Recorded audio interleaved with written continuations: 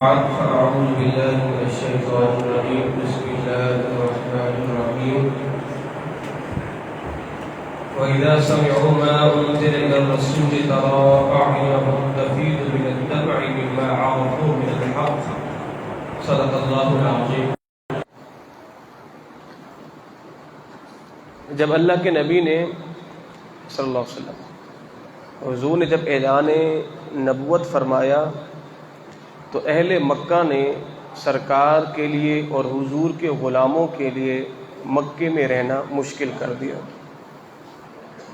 صحابہ کرام کو اذیتیں دیتے، صحابہ کرام کو مارتے، ان کو تکلیف دیتے وغیرہ وغیرہ۔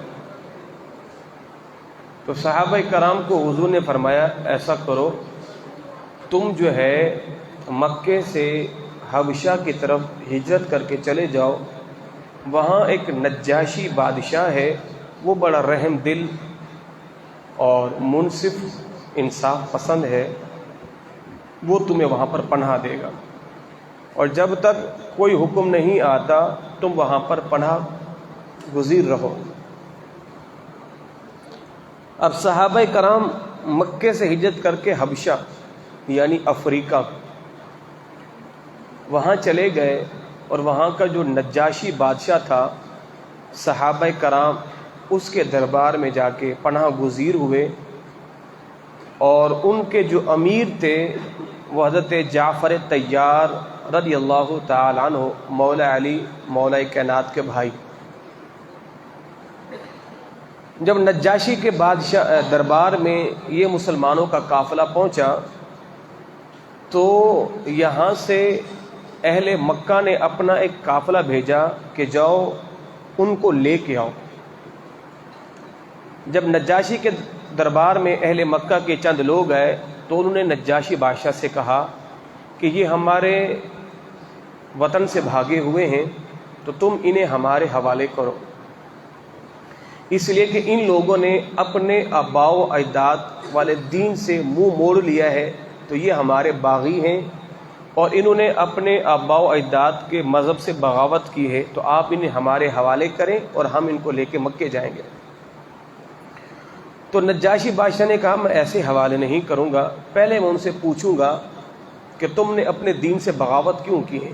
اچھا، جو نجاشی بادشاہ تھا وہ عیسائی تھا، اس نے مسلمانوں کو بلایا، بلانے کے بعد پوچھا کیا معاملہ ہے، تو کہا کہ بادشاہ بات یہ ہے کہ ہم جاہلیت کے دورہ تھا، ہمیں اللہ رب العزت نے اپنی پرستش کا راستہ بتایا، جاہلیت سے نکل کر اسلام کے نور میں آئے، اللہ نے ہمیں اسلام کی دولت سے مالا مال کیا، اب یہ چاہتے ہیں کہ تم دوبارہ بتوں کی پوجا کی طرف لوٹو۔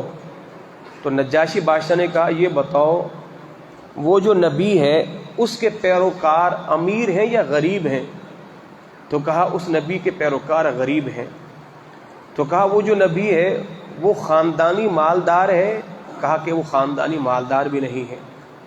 تو کہا جو اس کے ماننے والے ہیں اس سے بغاوت کرتے ہیں؟ کہا کہ نہیں۔ نجاشی بادشاہ نے چند ایک نشانیاں پوچھی اور حضرت جعفر طیار نے ساری نشانیاں بتائیں۔ اب جو نجاشی بادشاہ تھا وہ تھا عیسائی، اس نے کہا کوئی اور چال چلتے ہیں، تو اس نے کہا دیکھو یہ جو مسلمان ہیں ان کا حضرت بی بی مریم اور حضرت عیسیٰ علیہ السلام کے حوالے سے عقیدہ درست نہیں ہے، یہ معاذ اللہ انہیں کچھ اور کہتے ہیں۔ تو جب یہ باتیں ہوئی نا تو حضرت جعفر طیار نے سورۃ مریم کی تلاوت کی، تو جب تلاوت کی حضرت بی بی مریم کے حوالے سے، تو جب تلاوت ختم ہوئی تو نجاشی بادشاہ نے کہا کہ جس طرح انہوں نے قرآن کی تلاوت کی ہے اللہ کی قسم نہ انہوں نے ذرہ برابر اس میں بڑھائی کی ہے نہ ذرہ برابر کمی کی ہے، اور ہو بہو یہی ہمارا عقیدہ حضرت بی بی مریم اور جناب عیسیٰ علیہ السلام کے حوالے سے۔ تو جب صحابہ کرام نے نجاشی کے دربار میں قرآن کی تلاوت کی نا تو قرآن کی تلاوت کا اثر کیسا ہوا اللہ نے بیان کیا ہے 7ویں پارے کے آغاز میں۔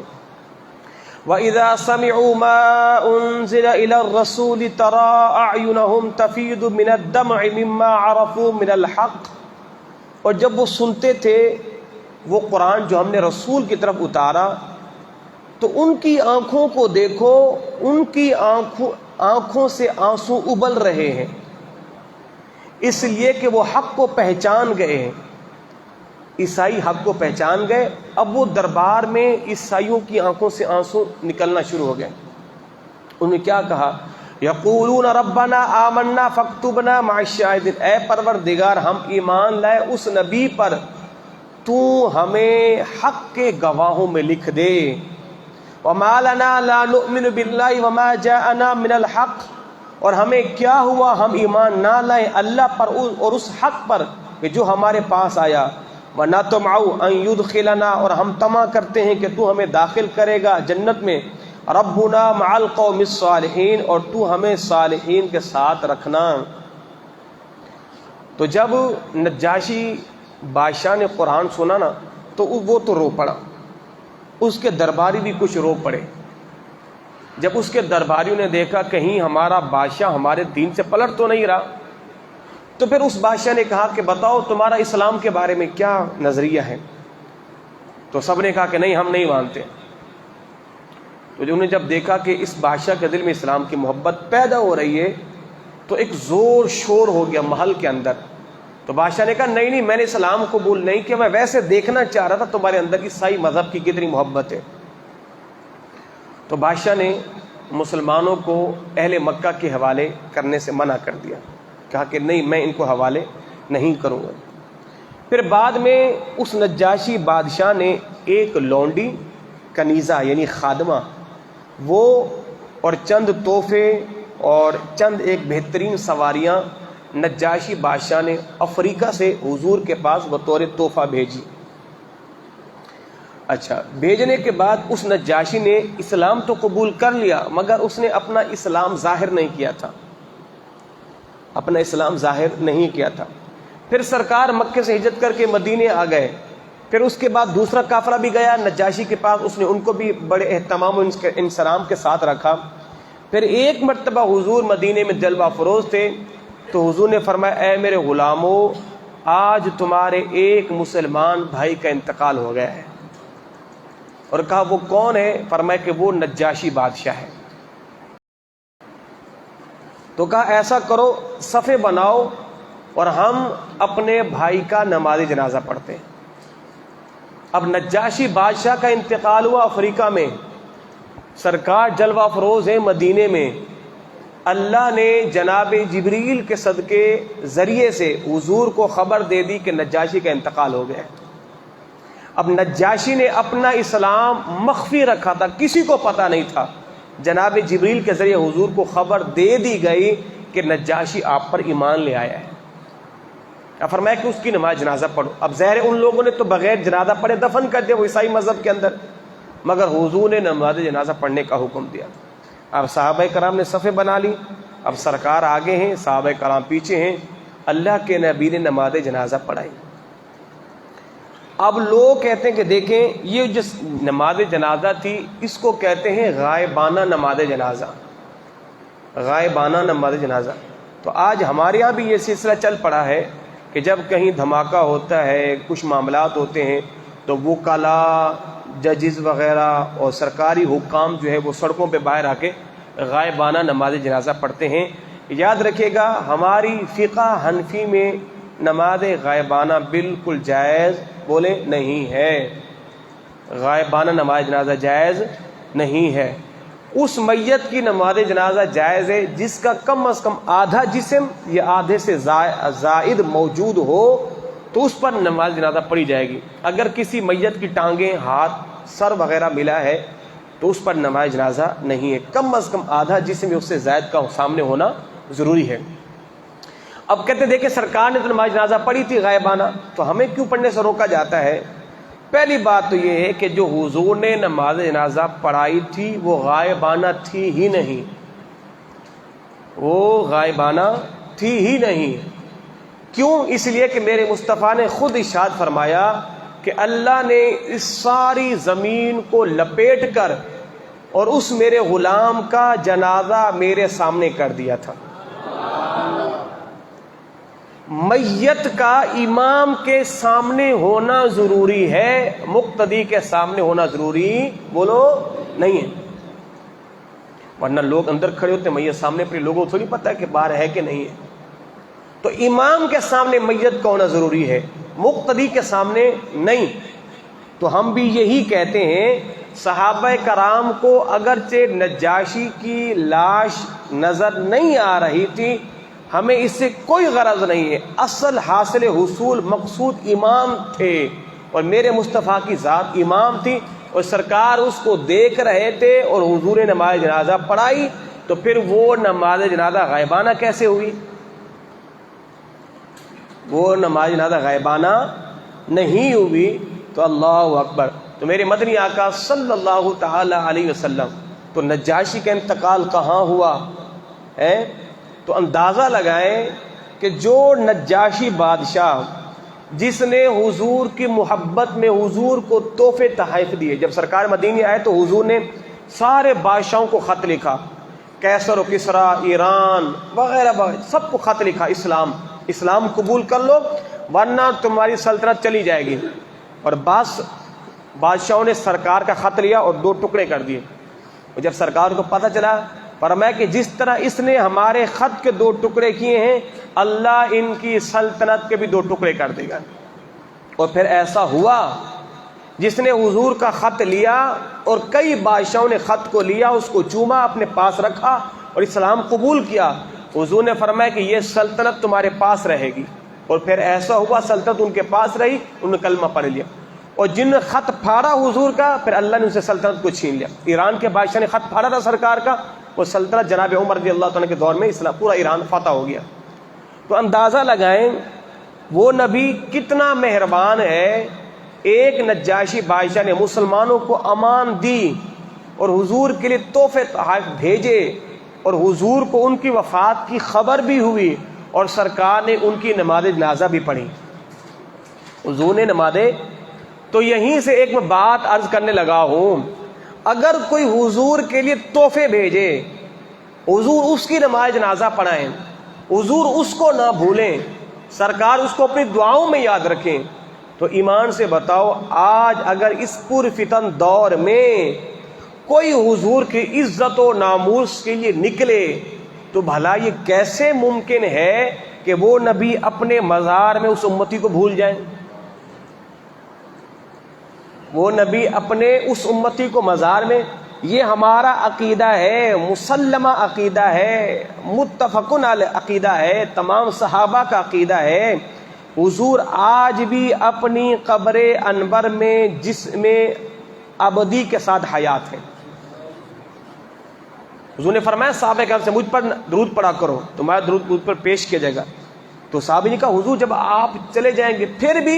تو حضور نے فرمایا ہاں، اس لیے کہ اللہ نے زمین پر انبیاء کے جسم کو کھانا حرام کر دیا ہے، انبیاء کرام کے جسم آج بھی قبر کے اندر ویسے ہیں، تر و تازہ ہیں، اور اللہ ان کی روحیں دوبارہ ان کے جسم میں لوٹا دیتا ہے۔ تو سرکار جہاں چاہیں اپنی روح مبارک کے ساتھ جہاں چاہیں تصرف فرما سکتے ہیں، اللہ نے یہ انہیں اختیار، یہ قوت عطا فرمائی ہے۔ تو اس لیے میرے امام فرماتے ہیں تو زندہ ہے واللہ، تو زندہ ہے واللہ میری چشم عالم سے چھپ جانے والے۔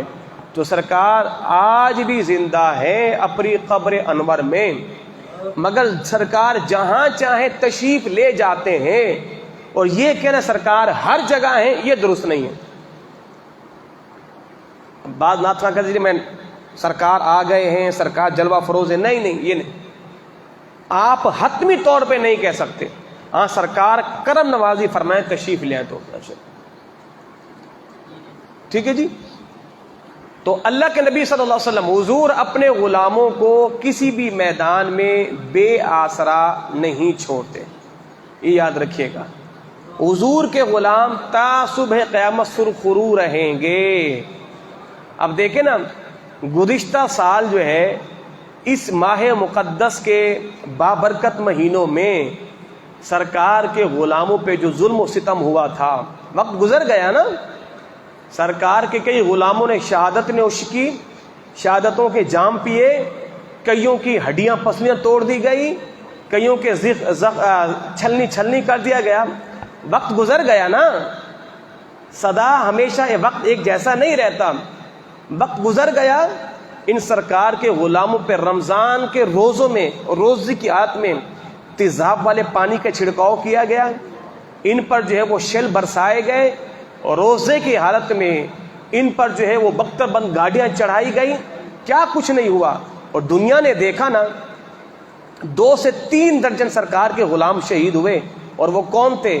مسلک اہل سنت و جماعت بریلوی امام احمد رضا کے ماننے والے تھے. اس پر ظلم ہوا کہ نہیں ہوا؟ مگر رب کے ہاں دیر ہے اندھیر نہیں ہے. اور جب آپ تماشا دیکھ رہے ہیں نا، جن لوگوں نے سرکار کے غلاموں پہ ظلم کیا تھا، فقط اس بات کو لے کر کیوں جناب ہم کو فرانس کے سفیر کو نکالیں، آج اللہ نے ان کو دکھا دیا نا آئینہ. آج وہ ہو گئے نا کل عدم. حضور کے غلاموں کو کل عدم کرنے والے، حضور کے غلاموں کا نام و نشان مٹانے والے، آج ان کا نام و نشان باقی بھی نہیں ہے. یہ تو دنیا میں سزا ہے صاحبو، آخرت میں تو پھر دیکھنے والا منظر ہوگا.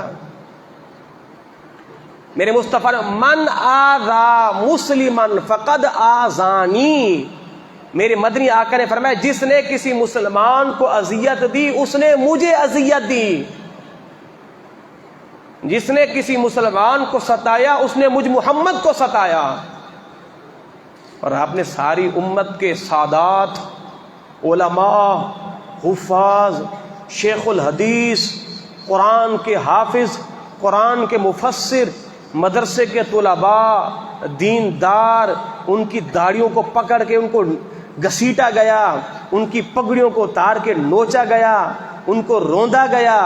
یہ ظلم و ستم جو تم نے کیا ہے، کیا مدینے والا سارے کام دیکھ کر اس نے بھلا دیا تھا؟ نہ وہ رب بے خبر تھا، نہ اس کا حبیب بے خبر تھا. بس رب کی تدبیریں ہوتی ہیں، رب کی حکمتیں ہوتی ہیں، رب کی لاٹھی برسنے والی ہوتی ہے. تو رب کیا دیر ہے اندھیر نہیں ہے. رب کی لاٹھی بے آواز ہے، جب برستی ہے پھر خوب برستی ہے، پھر ایسے برستی ہے.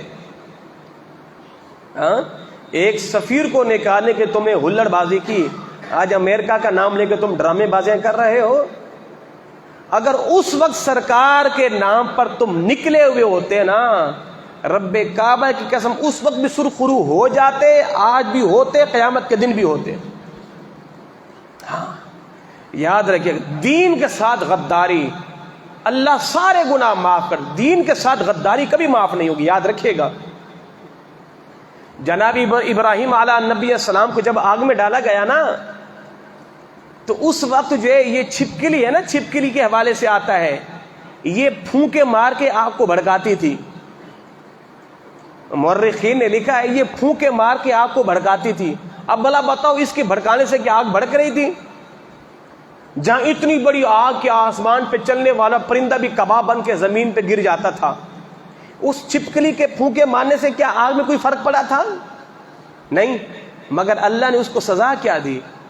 آج بھی اگر کوئی بندہ چھپکلی کو مارتا ہے، علماء کہتے ہیں اس کو اللہ 2 نفل کا ثواب دے گا. کیوں؟ اس نے نبی سے دشمنی کی، اس نے نبی سے دشمنی کی. تو جو نبی سے دشمنی کرے وہ جانور کے لیے یہ سزا ہے. وہ جو انسان ہو کے نبی سے دشمنی کرے پھر اس کا حال کیا ہوگا؟ کبوتری نے جو ہے اس غار پر جالا بنایا، انڈے دیے، ابو جہل جیسی کمپنی آئی واپس چلی گئی کہ اندر تو کوئی نہیں ہے. اللہ نے اس کبوتری کو انعام کیا دیا. آج بھی صوفیہ اور مجذوب قسم کے بزرگ کہتے ہیں کہ حدود حرم کے اندر یا مسجد نبوی میں جتنے بھی کبوتر ہیں یا کبوتریاں ہیں، یہ کہتے ہیں اسی کبوتری کی نسل میں سے ہیں، اسی کی نسل میں سے. تو آپ کی وہ تو جان پرندے کی ایک جو نیکی ضائع نہیں کی اللہ نے، اس کو اللہ نے یہ اعزاز دیا ہے. حدود حرم میں گھومتے پھرتے ہیں، ٹھیک ہے جی. تو کوئی انسان ہو کے، حضور کا امتی ہو کے، کلمہ گو ہو کے حضور کے غلاموں کو مارنا، حضور کے غلاموں پہ اذیتیں کرنا، ان پر ظلم و ستم کے پہاڑ توڑنا، کیوں؟ اس لیے کہ تم نے لبیک یا رسول اللہ کا نعرہ کیوں لگایا ہے؟ بیٹا رکو تو صحیح، قیامت کا دنوں کا پھر دیکھنے والا منظر ہوگا۔ تم بھی ان لوگوں کے صف میں کھڑے ہو گئے جو ابو جہل کے صف ہوگی، اور سرکار کے غلام حضور کے پیچھے کھڑے ہوں گے۔ رب حبلی امتی کہتے ہوئے پیدا ہوئے، وہ تو نبی پیدا ہوتے کا مالک، میری امت میرے حوالے کر دے، میرے حوالے کر دے، اور میں جسے چاہوں اپنے ساتھ جنت میں لے کے جاؤں۔ اور پھر اس نبی کے نام پر لوگوں کو مارا گیا۔ یہود و ہنود کے اغیار کو، آقاؤں کو خوش کرنے کے لیے اس نبی سے تمہیں اتنی دشمنی ہے؟ تو بچہ رکو تو صحیح، ابھی لگنے تو دو قیامت کا منظر، اور پھر دیکھنا کتنا ہولناک منظر ہوگا۔ یہ دنیا کی مشقتیں تو کچھ بھی نہیں ہے۔ ہمارے پنجابی میں کہتے نا، عزت آن جان نشا ہے بندہ ڈیٹ ہوئے، ٹھیک ہے؟ یہ دنیا کی مصیبتیں، ٹھیک ہے سہل ہیں، آپ کو ان بیزتیوں سے کوئی فرق نہیں پڑے گا، مگر دن تو قیامت والا ہوگا۔ وَامْتَازُوا الْيَوْمَ أَيُّهَا الْمُجْرِمُونَ، اللہ فرمائے گا ان کم وقتوں کو الگ کرو، دور کرو، بھگاؤ ان خبیثوں کو، یہ مجرم ہیں، دین اسلام کے مجرم ہیں، میرے نبی کے مجرم ہیں، صحابہ کے مجرم، دفع کرو ان کو۔ اور پھر کیا ہوگا؟ یوم یعض الظالم علی یدیہ، اور پھر کیا کریں گے؟ اپنے پوروں کو دانتوں کے نیچے رکھ کے چبائیں گے۔ کل موتوا بغیظکم، مر جاؤ اپنے غضب کے اندر، غیظ کے اندر۔ اور پھر کہیں گے ہائے پشیمانی پشیمانی، وہ کیا ہو گیا تھا ہم سے۔ تو جو سرکار کی ناموس کے لیے، عزت کے لیے، اللہ کی قسم ایک لمحہ بھی نکلتا ہے، اس کائنات کے سارے عابدوں سے، زاہدوں سے اس کا ایک لمحہ حضور کی عزت و ناموس پر نکلنا افضل اور اعلیٰ ہے۔ مثال کے طور پر بات ختم کریں، جناب عمر فاروق رضی اللہ تعالیٰ عنہ تمنا کیا کرتے تھے نا، اے صدیق، وہ جو 3 دن بلکہ 3 راتیں 2 دن، یا 2 دن 3 راتیں آپ نے سرکار کے ساتھ غار میں گزاری ہے نا، عمر کی یہ خواہش ہے اللہ عمر کی ساری نیکیاں آپ کو دے دے، اور وہ جو غار والی نیکی اللہ عمر کو دے دے۔ یہ آپ کی تمنا رہا کرتی تھی۔ جب اما عائشہ نے پوچھا حضور یہ جو آسمان پہ جھلملا رہے ہیں ستارے، اتنی کسی کی نیکیاں ہیں؟ کہا ہاں۔ حضور کس کی ہیں؟ کہا عمر کی ہیں۔ اتنی نیکیاں عمر کی ہیں جتنی آسمان پہ ستارے ہیں؟ کہا بالکل۔ تو حضور پھر میرے والد جناب صدیق کی نیکیاں، فرمایا عائشہ عمر کی ساری نیکیاں ایک طرف، صدیق کی غار والی نیکی ایک طرف۔ اب آپ سمجھتے ہیں کیوں؟ کیا صدیق اکبر نے غار میں کوئی نمازیں پڑھی تھی؟ نہیں۔ غار میں صدیق نے کوئی لمبے لمبے سجدے کیے تھے؟ نہیں۔ کیا قرآن کی تلاوت کی تھی؟ نہیں۔ تو پھر کیا کیا تھا؟ غار میں صدیق نے سرکار کا رخ انور، سر انور اپنی گود میں رکھا، اور جب تک غار میں میرے مصطفیٰ رہے، حضور کی حفاظت کرتے رہے، حضور کی عزت و ناموس کے محافظ رہے، تو پتہ چلا بندہ اس مقام تک جو پہنچتا ہے وہ عبادت کے ذریعے بھی نہیں پہنچ سکتا، زکوٰۃ، حج و عمرے کے ذریعے بھی نہیں پہنچ سکتا۔ اللہ اپنے بندے کو اس مقام پر ایک لمحے میں پہنچا دیتا ہے کہ جس پر کوئی امتی عبادت کر کے نہیں پہنچ سکتا، اگر پہنچ سکتا ہے تو حضور کی عزت و ناموس پہ پیرا دے کے پہنچ سکتا ہے۔ عمر کی عبادتیں، اللہ اکبر، عمر کا روب، عمر کا دبدبا، عمر کا خوف خدا، عمر کا عشق، سب ایک طرف، مگر 3 دن سرکار کی عزت و ناموس کی حفاظت کرنا یہ ساری عمر کی نیکیوں سے افضل ہے۔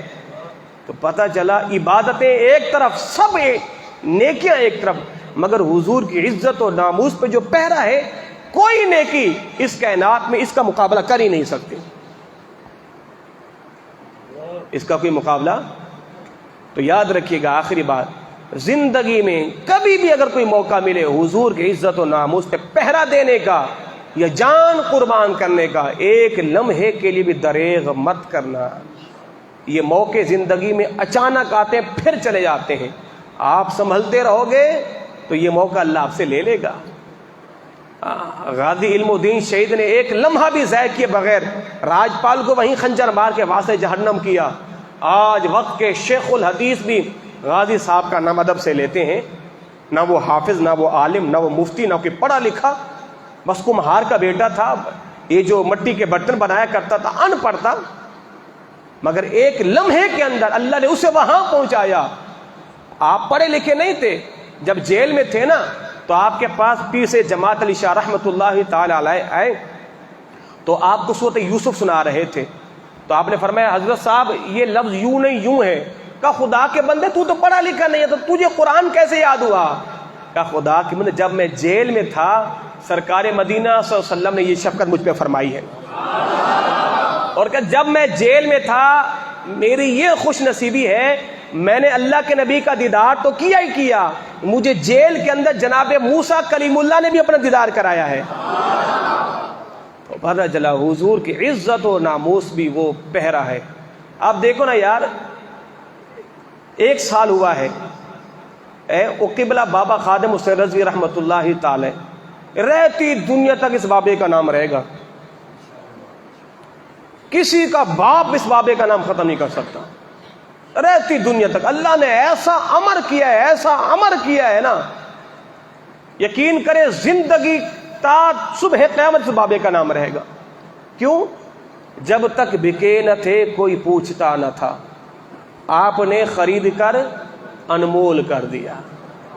اے جی آقا جب تک بکے نہ تھے کوئی پوچھتا نہ تھا، آپ نے خرید کر انمول کر دیا۔ تو بات میرے مرشد نے مجھ کو یہ بتائی ہے، جو نبی کا ہو جائے اس کی کل خدائی ہے۔ بات میرے مرشد نے مجھ کو یہ، جو نبی کا اس کی کل خدائی ہے۔ اور علامہ اقبال نے تو بات ہی ختم کر دی، بکی محمد سے وفاتوں نے، بولو نا یار، تو ہم تیرے ہیں، یہ جہاں چیز ہے کیا، لوح و قلم تیرے ہیں۔ آمین۔ اللہ